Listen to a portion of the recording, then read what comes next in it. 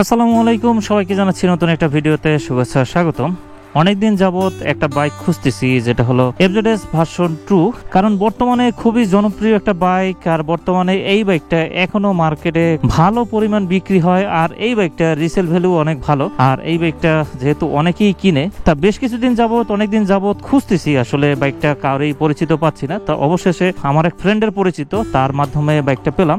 যেহেতু পেলাম, তাই বাইকটা এখন একটু টেস্ট ড্রাইভ দিব। আপনারা অনেকেই এই বাইকের ভালো মন্দ অনেক কিছু জানেন, তাই আজকে এই বাইকটা আগে নিজে একটু চালাবো, নিজে একটু অভিজ্ঞতা নিব, তারপর আপনাদের কাছে মোটামুটি এই বাইকের ভালো মন্দ, তারপরে এই বাইকের সাথে এই প্রাইজে আর কোন বাইক আছে সেগুলোর সাথে এই বাইকের কম্পারিজন বলেন বা পার্থক্য বলেন, সেই টাইপের বা কোন বাইকটি আপনার জন্য ভালো হবে সেরকম একটা বাইক বা সেরকম একটা ভিডিও আপনাদের সামনে দেওয়ার চেষ্টা করব। তো চলুন আগে বাইকটা একটু রাইড করি, কারণ একটা বাইক সম্পর্কে বলতে গেলে আগে নিজের কিছু অভিজ্ঞতা দরকার হয়। তাই সম্পূর্ণ ভিডিও জুড়ে আপনারা সাথে থাকবেন, আর অবশ্যই চ্যানেলটি সাবস্ক্রাইব করে পাশে থাকবেন। এখন আসি বাইকের উপরে, আর এই হলো বাইকের ককপিট, মানে সিটিং পজিশন, বাইকের সৌন্দর্য, আউটলুক, আর বাইকের ড্যাশবোর্ডটা বিশাল বড় করা হয়েছে। বাইকের সাউন্ডটাও খুবই ভালো। তা চলুন বাইকটা আগে ড্রাইভ করি। এক কথায় বলতে গেলে বাইকটার সিটিং পজিশনে আসলে কিং বলা যায়। এই বাইকের সিটিং পজিশন আমার কাছে খুবই ভালো লাগতেছে বর্তমানে আমার বাইকের থেকে, কারণ এটার সিটিং পজিশন বা এটার যে হ্যান্ডেল বার যথেষ্ট পরিমাণ আপরাইট, আর এটার যে লুকিং গ্লাস ভিজিবিলিটি পিছনে খুব সুন্দরভাবে দেখা যায়। এর আগে আমি কখনোই এফজেডএস V2 বা ভার্সন 2 বাইকটা কোনো সময় চালাই নাই, এই আমার প্রথম চালাচ্ছি।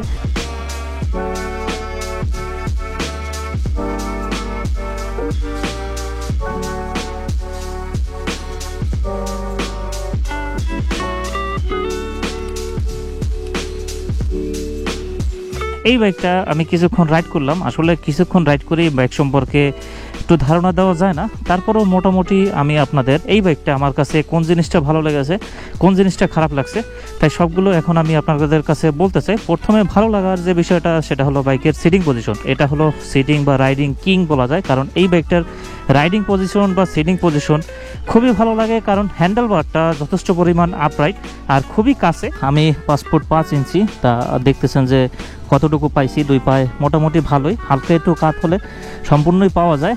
তা বাইকের হাইটটাও খুবই সুন্দর করা হয়েছে। আর ওভারঅল বাইকের যে সিটিং পজিশন, এই যে দেখেন একদম রানের সাথে বা পাটা এখানে সুন্দরভাবে মিশে যায়, যেরকম আমার জিক্সের বাইকেও এরকম সুন্দর একটা গ্যাপ আছে, আর এই বাইকটা তো সেরকম একটা গ্যাপ আছে। দ্বিতীয় যে বিষয়টা ভালো লেগেছে সেটা হলো এই বাইকের কন্ট্রোলিং। আসলে এফজেডএস বা ইয়ামাহা বাইকের সবসময় কন্ট্রোলিংটা খুব ভালো হয়, এই বাইকটারও কিন্তু কন্ট্রোলিংয়ের কিং বলা যায়। তা আমি মোটামুটি যেটুকু রাইড করেছি তার মধ্যে এই বাইকটার সিটিং পজিশন, তারপর এই বাইকটার যে কন্ট্রোলিং আমার কাছে খুবই ভালো লেগেছে, আর বাইকের ওয়েট ডিস্ট্রিবিউশনটাও খুবই ভালো।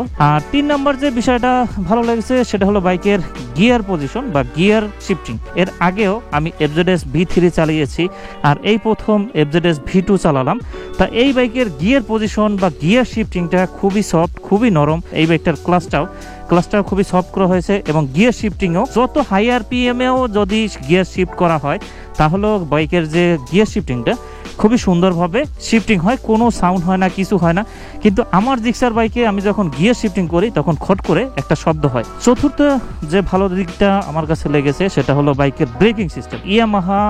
ইয়ামাহা বাইকের ব্র্যান্ডের যতগুলো বাইক আছে সবগুলো বাইকেরই ব্রেকিংটা আসলে খুব ভালো হয়। কিছুক্ষণ রাইড করার পরেও ব্রেকিংটা খুব ভালো পাইছি, যেটা আসলে আমার কাছে খুবই ভালো লাগে। আমার যে জিক্সার বাইকটা, আমার কিন্তু সেটা ABS, তা আমি ABSটা চালাচ্ছি, তাই ABSটা চালানোর পরও আমার কাছে এই বাইকের ব্রেকিংটা খুব সুন্দর লাগছে। এটা টোটাল চলছে 30,868 কিলোমিটার এই বাইকটা চলছে। 30,800 কিলোমিটারের মধ্যেও বাইকের কন্ডিশন, বাইকের যে ওভারঅল মোটামুটি ভালো। পঞ্চম যে বিষয়টা সেটা হলো এই বাইকের মিটার ইকো মোডটা দেওয়া আছে। ইকো মোডটা চালু থাকলে বোঝা যায় যে বাইকের মাইলেজটা আসলে ভালো পাচ্ছে বা ভালো পাবেন। আরেকটা বিষয় আমার কাছে বাইকের ভালো লেগেছে সেটা হলো বাইকের ইঞ্জিন, মানে বাইকের রিফাইন বা সাউন্ড এত সুন্দর। একটা বাইক পাশ দিয়ে গেলেও বা বাইক চালিয়ে গেলেও বা আপনি বাইক রাইড করলেও বোঝা যায় না যে এটার ইঞ্জিন রানিং আছে কি নাই, কারণ এই বাইকের রিফাইননেস, এই বাইকের সাউন্ডটা খুবই সুন্দর, খুবই ভালো লাগে। এই ছিল আমার ক্ষেত্রে বা আমার চোখে বা এইটুকু রাইড করে এই বাইকটার ভালো দিক। এখন আসি এই বাইকটার কিছু খারাপ দিক, যেটা আসলে আমার চয়েসের বাইরে বা আমার আসলে ভালো লাগে না। আর আমি ফার্স্ট বুকিং ছিল বা প্রথমে আমি এই FZS V2টাই বুকিং দিয়েছিলাম, সেই বুকিং ক্যান্সেল করে তারপর এক্সব্লেড নিয়েছি। প্রথম যে খারাপটা লাগছে সেটা হলো এই বাইকটার হেডলাইট। আসলে বর্তমান সময়ে আর এই বাইকটা কিন্তু অনেক বছর ধরে বাংলাদেশে আছে, কিন্তু এই বাইকটাতে ইয়ামাহা কোম্পানি কোনো ধরনের আপডেট বা কোনো ধরনের কিছুই করতেছে না। কিছুদিন আগেও এটার একটা আপডেট ভার্সন বের হয়েছে, যার শুধু গ্রাফিক চেঞ্জ। ওভারঅল বাইকটাতে কিন্তু তেমন কোনো চেঞ্জ করে নাই তারা। এই বাইকটার হেডলাইটেও এখনও কিন্তু হ্যালোজেন দিয়ে থাকে, যেটা আসলে বর্তমান সময়ে কিন্তু যায় না। তারপরও তারা এত দাম নেওয়ার পরও এই বাইকটা বাংলাদেশে যেহেতু চাহিদা অনেক বেশি, সেক্ষেত্রে এই বাইকটার দাম দিন আর দিন বেড়েই চলতেছে। দ্বিতীয় যে খারাপটা লেগেছে সেটা হলো এই বাইকটার মিটার। আসলে বর্তমানে একজন নতুন রাইডার বা নতুন যারা চালিয়ে থাকে একটা বাইক, তাদের একটা মিটারে কিন্তু একটা তথ্য খুবই দরকার হয়। যেরকম আমি এতক্ষণ বাইকটা রাইড করছি, আমি একটা জিনিস খুবই মিস করতেছি এই বাইকটার মিটারে, যেটা হলো গিয়ার ইন্ডিকেটার। আসলে এত বড় একটা মিটার দেওয়া হওয়া সত্ত্বেও বাইকটাতে কোনো গিয়ার ইন্ডিকেটার নাই, যেটা আসলে খুবই খারাপ লাগে বা খুবই পছন্দজনক না। একটা নতুন রাইডার হোক পুরানো রাইডার হোক, একটা গিয়ার ইন্ডিকেটার খুবই একটা দরকারি জিনিস, সেইটাই এই বাইকটাতে মিসিং। দ্বিতীয় যে মিটারটা খারাপ লাগছে সেটা হলো এই বাইকের মিটারটা এত বড়, তারপর এটার লাইটটা সম্পূর্ণ লাল, যেটা রাত্রের বেলা চোখে মারাত্মক পরিমাণ লাগে। এটা অনেকের কাছে ভালো লাগতেও পারে, ভালো নাও লাগতে পারে। আমার কাছে খারাপ লাগছে, সেটাই আমি আপনাদের কাছে বললাম। এখনো তারা এই বাইকটাতে হ্যালোজেন দিয়ে থাকে, টেল লাইটে তারা এখনো হ্যালোজেন ব্যবহার করে। এটার কোনো না আছে আপডেট, না আছে কোনো কিছু, সবকিছু সেই আগের মতোই রেখে দিছে। আর এই টেল লাইটটা একটা লাইটের, এটা যদি দুইটা পার্টও থাকতো তাহলে অনেক সুবিধা হয়, কিন্তু একটা লাইটের মধ্যেই সবকিছু। ব্রেক ধরলো এক লাইট জ্বলে, আর সব সময় তো এক লাইট জ্বলে রাখা যায়। পঞ্চম যে বিষয়টা সেটা হলো এই বাইকটার প্রাইস। এই বাইকটার প্রাইস দিন আর দিন এত পরিমাণ বাড়তেছে, কারণ বাংলাদেশে এইটার চাহিদা অনেক বেশি, এজন্য দামও তো অনেক দিন আর দিন বাড়বে, এটাই স্বাভাবিক। তারপরও এই বাইকটাতে না আছে কোনো কিছু আপডেট। 15-16 মডেলের গাড়ি এখন পর্যন্ত বাংলাদেশে চলতেছে, বিশ্বে আর কোথাও আছে কিনা আমার আসলে জানা নাই। তারপরও এই বাইকটাতে না আছে কোনো কিছু আপডেট, না আছে কোনো কিছু।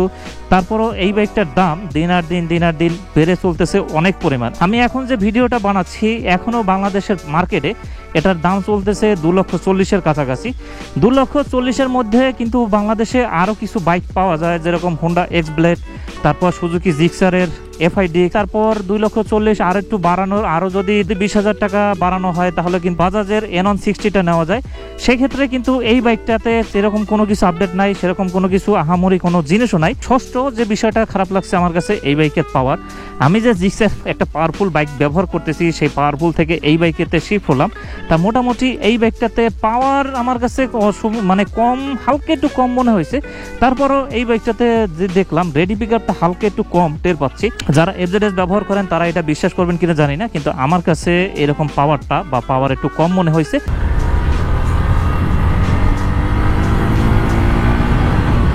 একটা লিজেন্ডারি বাইক, সবাই খুব জেন্টেলি রাইড করে, এইরকম যদি সিস্টেম থাকে তাহলে ভালো। কিন্তু যারা ইয়ং জেনারেশন আছে তারা আসলে এই বাইকটা এই পাওয়ারের জন্য কিনতে চায় না। যাই হোক, এত অল্প রাইড করে একটা বাইক সম্পর্কে এত কিছু বলা যায় না। তারপরও বাইকটা যদি আরো কিছুদিন চালানো যেত বা একটু ম্যানেজ করা যেত, তাহলে হয়তো আমি বাইকটা সম্পর্কে ভালো খারাপ আরো ভালো বিস্তারিত বলতে পারতাম। এই বাইকের সাসপেনশনটাও খুবই ভালো, সামনেরটা আর পিছনেরটা খুবই ভালো একটা ফিডব্যাক পাচ্ছি আমার জিক্সারের থেকে। আর এই বাইকের এই যে কন্ট্রোলিং কিন্তু ইয়ামাহার কন্ট্রোলিং সবসময় কিন্তু খুবই সুন্দর হয়, খুবই ভালো হয়। সবকিছুই তো আপনাদের এইটুকু সময়ের মধ্যে বলার চেষ্টা করলাম। এই বাইকটার দামের ক্ষেত্রে বাংলাদেশে বেশ কিছু বাইক পাওয়া যায়, তা আমি হয়তো সামনে চেষ্টা করব এই বাইকটার সাথে কোন বাইকের তুলনা দেওয়া যায় আর কোন বাইকটা আপনার জন্য ভালো হবে, সেরকম কিছু রিভিউ বা সেরকম কিছু ভিডিও আপনাদের জন্য নিয়ে আসার চেষ্টা করব। ভিডিওটা যদি ভালো লাগে অবশ্যই লাইক কমেন্ট শেয়ার করবেন। তাই পরবর্তী ভিডিও দেখার অনুরোধ করতেছি। সে পর্যন্ত সবাই সুস্থ থাকবেন, ভালো থাকবেন। সবাইকে আসসালামু আলাইকুম।